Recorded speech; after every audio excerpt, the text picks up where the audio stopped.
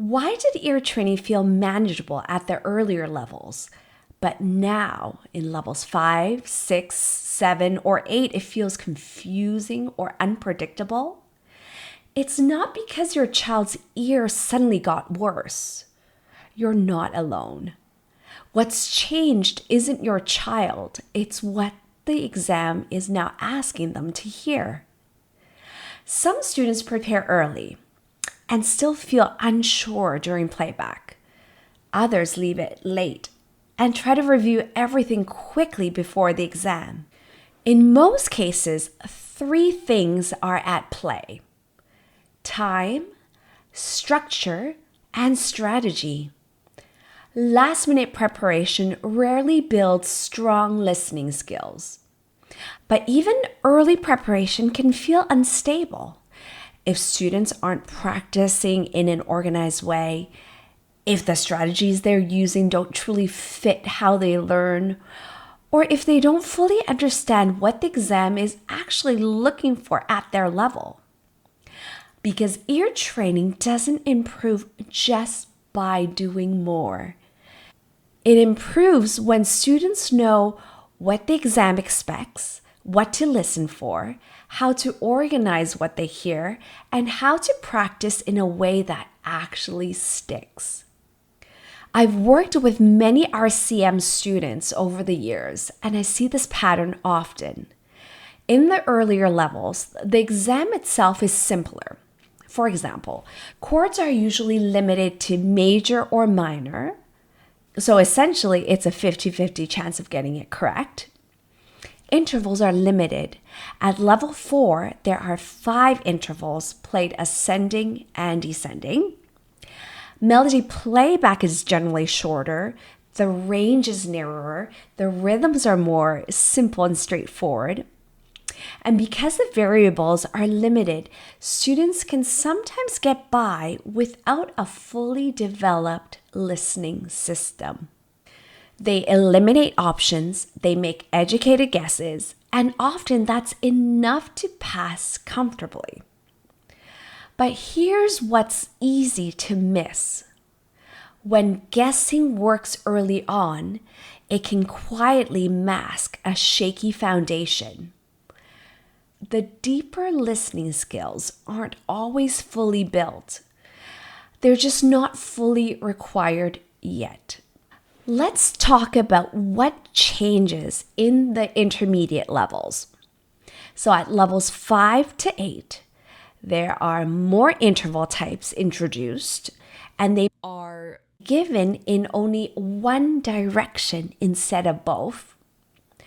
Chord identification expands to 4 different types. Melody playback becomes longer, often 9 or more notes. And the range spans the entire scale from either tonic to tonic or dominant to dominant. Rhythms include more dotted patterns and greater complexity. There are simply more musical variables happening at once. And when there's more happening, guessing becomes unreliable.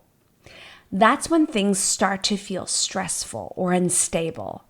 Not because your child lacks ability, but because the foundation is now being tested. The exam is requiring listening skills that need to be solid, not improvised. Most students are told to listen carefully, but they aren't shown how to organize what they hear. They aren't always taught how to anchor to the bass line, identify interval relationships, hear how chords move, and without structure, listening feels scattered. And scattered listening leads to scattered results. But there's another layer.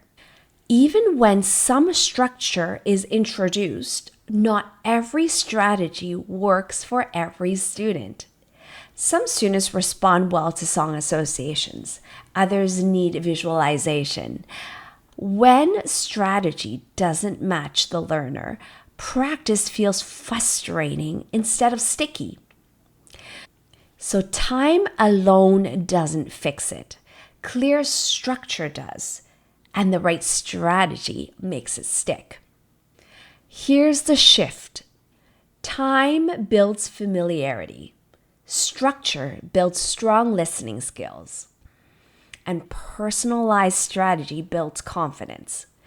Without structure, time just repeats guessing. Without the right strategy, practice doesn't fully transfer under pressure.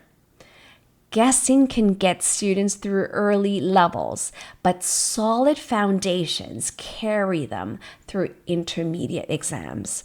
And foundations aren't built in a week. They're built step by step. When students know what to listen for, how to isolate, and which strategies work best for their ear, confidence begins to replace guessing. Calm replaces panic, and ear training starts to feel manageable again. And may I say, fun. That's exactly why I built this channel, to give families the structure that's often missing. In the next video, I'm going to walk you through what actually changes in the RCM ear test at levels 5 through 8. Because once you see how the structure expands, everything we talked about today will make even more sense.